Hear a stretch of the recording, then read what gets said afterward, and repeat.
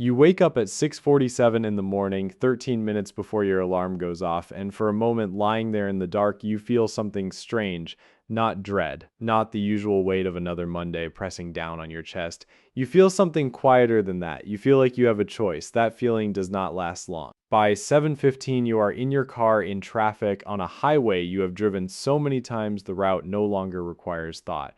Your coffee is getting cold in the cup holder. Your phone is buzzing with emails that arrived while you were sleeping from people who needed things from you before you were even awake. And somewhere between the third red light and the fourth, that feeling from this morning, that small, quiet feeling of choice, it disappears completely.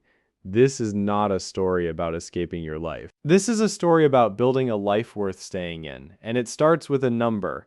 Your take-home pay last month was $4,200. You know this because you checked your bank account at 11:45 at night while you were supposed to be sleeping. The blue light of your phone illuminating a face that was too tired to do the math but too anxious to stop looking.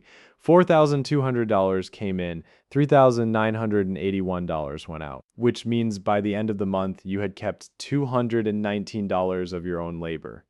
$219 out of 4,200. That is roughly 5 cents of every dollar you earned. 5 cents. You did not go on vacation. You did not buy anything extravagant. You just lived the way you were taught to live, the way everyone around you seems to live. And somehow at the end of 31 days of showing up and working and trying, you had $219 to show for it. Here is the question nobody asked you in school, nobody asked you at your first job, nobody asked you when you signed your first lease or financed your first car. The question is this: what is freedom worth to you in dollars per month? Not happiness, not success, not the vague idea of someday having more. Actual freedom. The kind where you wake up at 6:47 in the morning and that feeling of having a choice does not disappear by 7:15. What is that worth? What would you pay every month to have that? Because here's what most people never realize. Freedom is not something you buy with a lump sum at the end of a 40-year career. Freedom is something you build slowly, month by month, decision by decision, out of the gap between what you earn and what you spend. That gap is not just a number on a spreadsheet. That gap is your life. That gap is your choices. That gap is the distance between the person you are right now, hands on the steering wheel, cold coffee in the cup holder, and the person you are capable of becoming. And right now, your gap is $219. Let us talk about what frugality actually is, because most people have it wrong.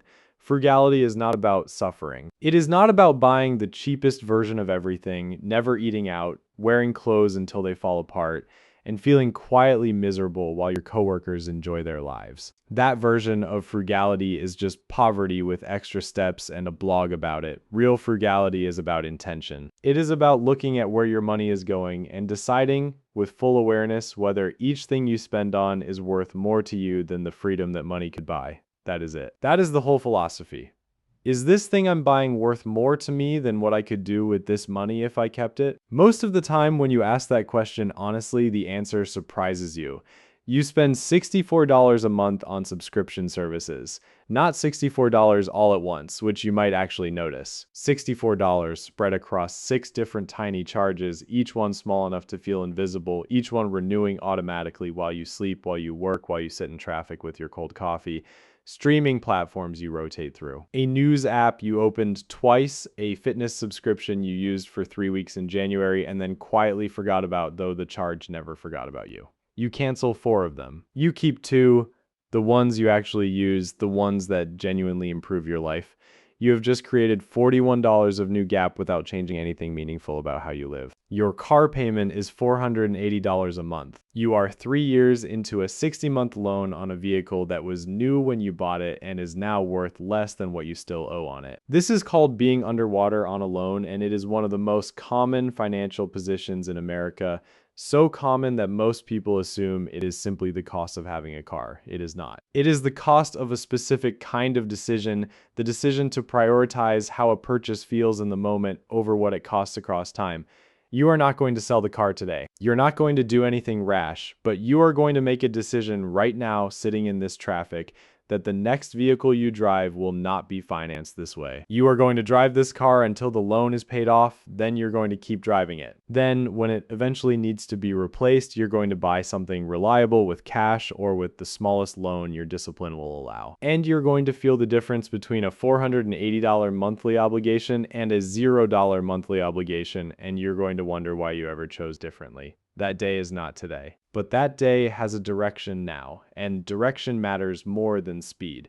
You get to work, you sit down at your desk, you do your job. And somewhere around 10 in the morning, a coworker mentions that he just bought a house. Not because he had been saving for years and the timing was right, but because rates changed and his girlfriend thought it was a good time and the apartment they were renting just raised their rent and everything kind of pushed them toward it. He is excited. He is also, though he cannot quite articulate it, nervous in a way that he is trying to cover with excitement. You have seen this before. You have probably done this before, made a major financial decision, not because it was right for your life, but because the circumstances around you made it feel like the only logical next move. The apartment got more expensive, so you bought a house. The lease was up, so you financed a new car. Everyone else was doing something, so you did it too. Because not doing it felt like falling behind, felt like choosing to be less than, felt like standing still while the world moved forward without you. Financial independence does not begin when you accumulate a certain amount of money. Financial independence begins the moment you stop making decisions based on what feels like the only option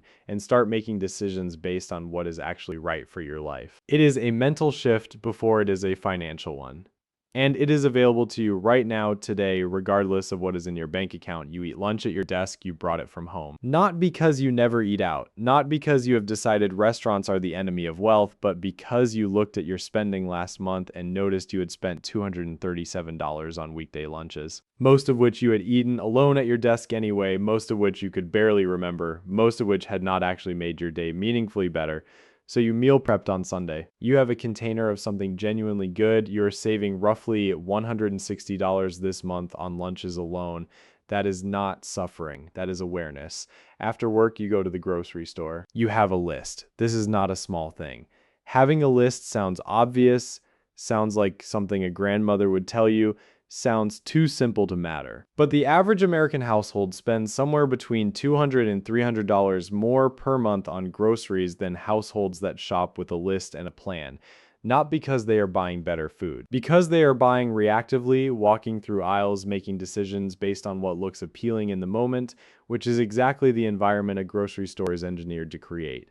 You stick to your list. You buy what you planned. You leave with what you need and nothing you do not. That night, you sit down at your kitchen table with a notebook and you do something that feels uncomfortable the first time and then slowly becomes one of the most powerful habits of your financial life. You write down every dollar you spent this week, not to judge yourself, not to feel guilty about the things you bought that you maybe did not need, just to see it. Just to hold the information in your hands on paper in a form that cannot be scrolled past or dismissed with a notification or buried under the next transaction.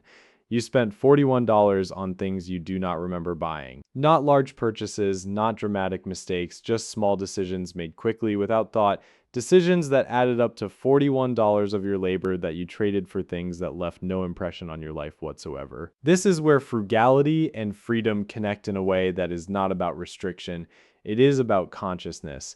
Every dollar you spend unconsciously is a vote for staying exactly where you are. Every dollar you spend with intention is a small act of designing your own future. You are not trying to be perfect. You are not trying to eliminate joy from your spending. You are trying to close the distance between what you earn and what you keep, and you're doing it not by white-knuckling your way through a budget you hate, but by actually paying attention to what your money is doing when you're not looking. You transfer $300 into your high-yield savings account.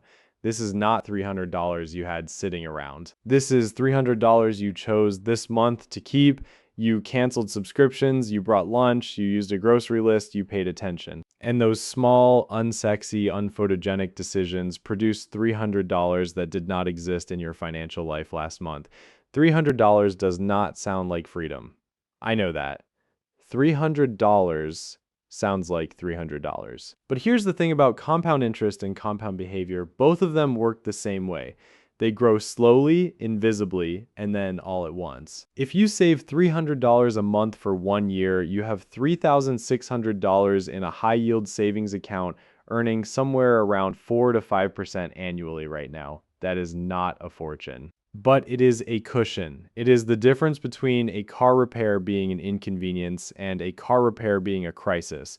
It is the difference between a medical bill being annoying and a medical bill being a spiral. It is the first layer of financial independence, which is simply this: the ability to handle life without going backward. If you increase that number over time, if you raise your savings rate as your income grows or as you reduce your expenses further, if you begin investing in low-cost index funds through a Roth IRA or a 401k at work, if you stay consistent not for a month, but for a year, for 5 years, for 10. The numbers begin to do something that feels almost unreal when you first understand it. Time is the variable that money rewards most generously. Not talent, not income, not luck, time. The investor who starts with $200 a month at 25 will, in most historically typical market scenarios, accumulate more wealth by 65 than the investor who starts with $500 a month at 35. The same basic principle that makes debt dangerous, the compounding of obligation across years, is the principle that makes early saving powerful. It is the same force working in different directions, and you get to choose which direction it works for you. This is not a promise of guaranteed returns. Markets fluctuate. Life is complicated. Nothing about personal finance is perfectly predictable. But the principle is sound, and the principle is this: time invested consistently across diversified low-cost index funds in tax-advantaged accounts over long periods has historically been one of the most reliable paths to building wealth available to ordinary working people. Not wealthy people, not people with inheritances or trust funds, ordinary people who decided at some point to close the gap. You are an ordinary person, so am I. And the gap is closable. It is 9:45 at night. You are back in your apartment. The notebook is still on the kitchen table. Your phone is on the charger. The city is doing its city sounds outside your window. And for the first time in a long time, you are not anxious about money in the background. That low hum of financial unease that most people carry so constantly they stop noticing it. You are not anxious because you did something today, not something dramatic, not something that required a windfall or a raise or a perfect set of circumstances. You canceled 4 subscriptions, you brought your lunch, you used a grocery list, you transferred $300, you wrote it all down. And somehow those small things, those quiet, boring, deeply practical things, have produced something inside you that feels like the thing you felt this morning before the alarm, before the traffic, before the day took over. That feeling of choice. Here's what I want you to understand before tomorrow morning. Comfort is not your enemy. Wanting nice things is not a character flaw. There is nothing wrong with enjoying your life, with spending on experiences and people and things that genuinely matter to you. The goal was never to drain the color out of your existence in pursuit of a number on a screen. The goal is alignment. The goal is spending in ways that match what you actually value instead of spending in ways that are just automatic, just habitual. Just the path of least resistance in a world that is very good at parting you from your money before you have had a chance to decide if you wanted to give it. Freedom is not comfortable, not at first. Freedom requires you to make different decisions than the people around you, sometimes uncomfortable ones, sometimes lonely ones, sometimes decisions that look strange from the outside because most people are not making them. Freedom requires you to choose the thing that serves your future over the thing that relieves your present discomfort, and to do that again and again and again, until the habits are so deeply yours that they no longer feel like sacrifice. And then one day, not a dramatic movie moment day, but a quiet, ordinary Tuesday, you will do the math again. Not at 11:45 at night in bed with your phone casting blue light on your anxious face. You will do the math at your kitchen table in the evening, in the calm, and the number at the bottom will be different. The gap will be wider, and the gap will be working for you, quietly, in the background, even while you sleep. You chose this. You chose it not because someone told you that you had to, not because the circumstances forced your hand, but because you decided that freedom, real freedom, the kind that lives in your chest at 6:47 in the morning, was worth more to you than comfort you were never really choosing anyway. That decision changes everything. Not all at once, but it changes everything. If this story felt like something you needed to hear, if something in it shifted the way you see the money moving through your life, stay with this channel. The next conversation is already waiting for you. Come back and let us keep building this together.